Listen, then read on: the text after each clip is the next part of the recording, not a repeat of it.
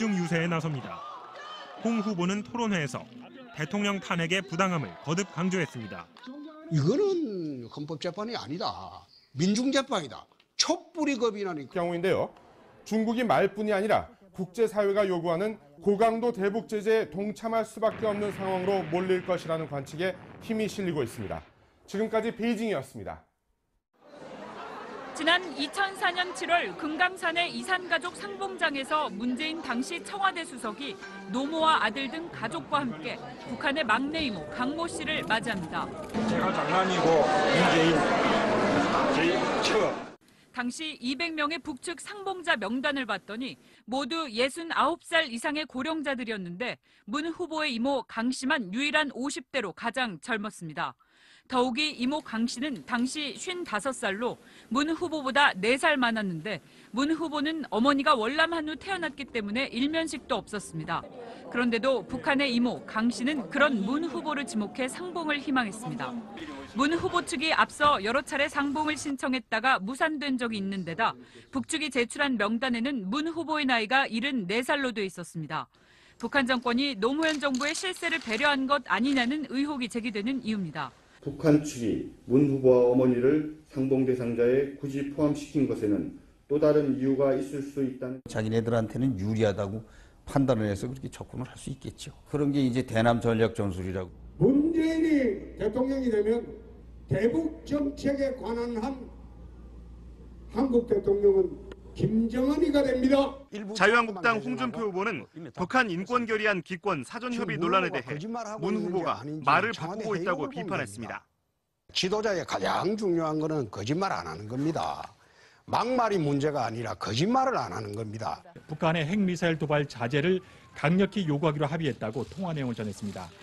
미국 언론은 미중일 정상의 전화통화는 북한 김정은에게 보내는 마지막 경고라고 분석했습니다. 문재인 노무현 정권 때 70억 불 이상 북에 돈을 퍼줬기 때문이다. 다음 소식입니다. 트럼프 미국 대통령이 상황이 적절하다면 북한의 김정은을 만날 용의가 있다고 말했습니다. 백악관은 이 적절한 상황에 대해서 도발 중단 등 많은 조건이 있다며 현 시점은 아니라고 밝혔습니다. 를 항의 방문해 문재인 후보 측의 압력에 의해 SBS 측이 기사를 삭제했는지 따졌습니다. 민주당에서 그 기사를 보고 항의를 전화를 여러 차례 했다는 것을 확인했습니다. 해당 보도가 신빙성이 있다며 문 후보와 해수부의 뒷거래, SBS의 기사 삭제 경위 등 8대 의혹에 대한 국정조사와 검찰 수사를 촉구했습니다. 홍준표 대선 후보도 직접 나섰습니다. 도대체가 어린 학생 죽음을 이용해서 그걸 대통령한테 보겠다고. 문재인 후보 측 선대위 문용식 가짜뉴스 대책단장은 페이스북을 통해 부산 경남 민심을 폐륜 집단 결집으로 표현했습니다.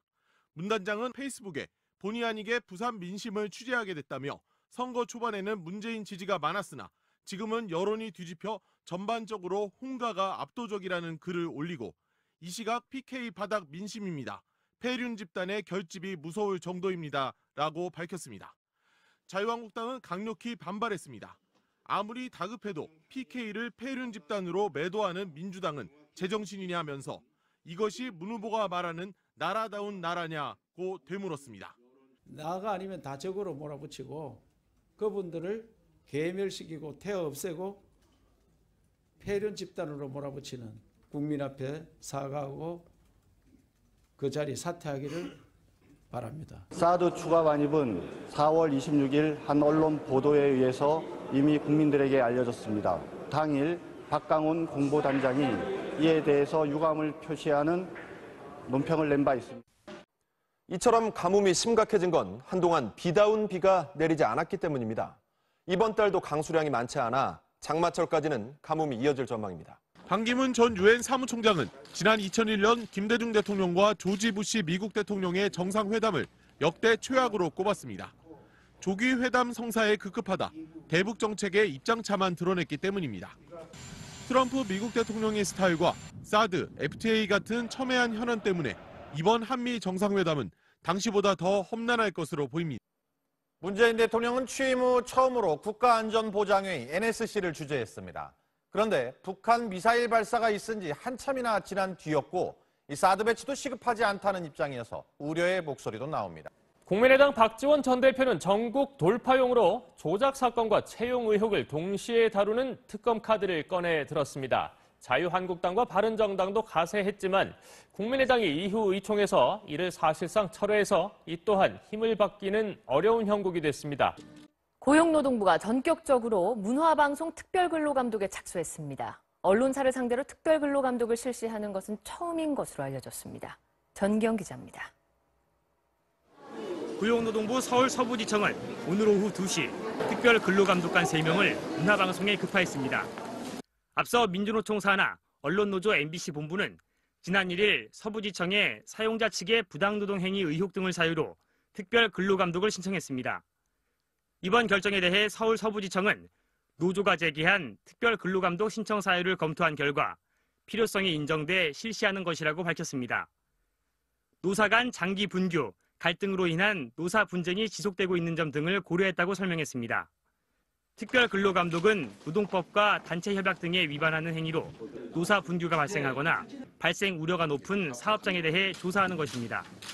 언론사에 대한 특별근로감독은 처음인 것으로 알려진 가운데 노동부 서부지청은 모두 8명의 인원을 투입해 열흘간의 조사에 들어갔습니다.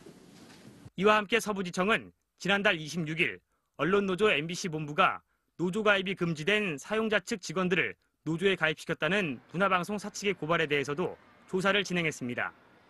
서부지청은 사측이 제기한 내용이 일부 사실로 확인돼 노조 측에 시정을 요구했고 결과를 기다리고 있다고 밝혔습니다.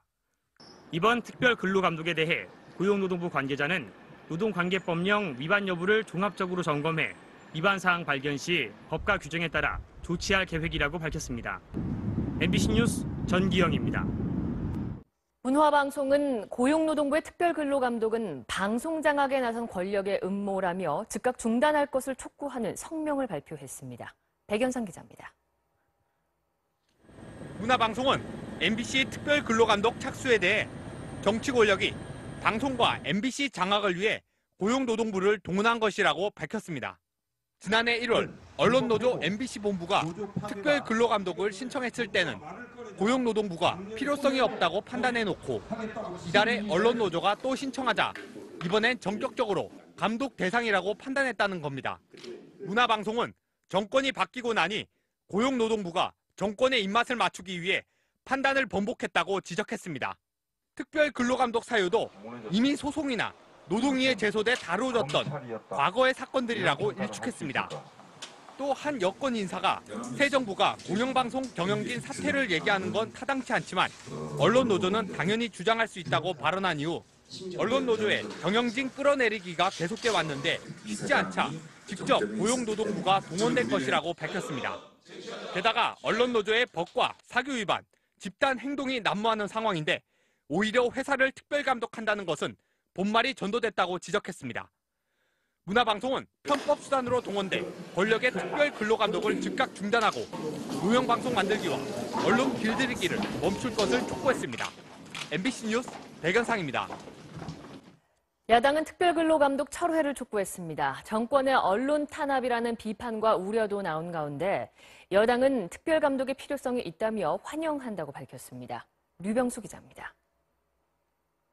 자유한국당은 근로자 임금 체불이나 인권 침해, 열악한 근로 여건의 악덕업주를 처벌하기 위한 특별 근로 감독을 정권이 언론 장악에 악용하고 있다고 강하게 비판했습니다.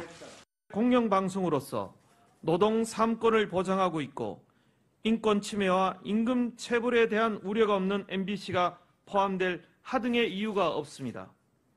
또 지난해 1월에는 필요성이 인정되지 않는다고 판단했던 고용노동부가 정권 교체 50여일 만에 입장을 바꾼 이유를 따졌습니다. 과거 정부의 언론사 세무조사와 기자실 대목받기 등 언론 탄압과 닮았다는 지적도 나왔습니다. 바른정당도 우려를 나타냈습니다. 특별근로관 감독관 파견이 이 MBC 갈등 해결보다 오히려 갈등을 증폭시키지 않을까 우려가. 반면 여당인 더불어민주당은 오랫동안 누적된 노사 문제에 대해 지속적으로 문제 제기를 해왔던 부분이라며 특별근로감독관 파견을 반겼습니다. MBC 뉴스 유병수입니다.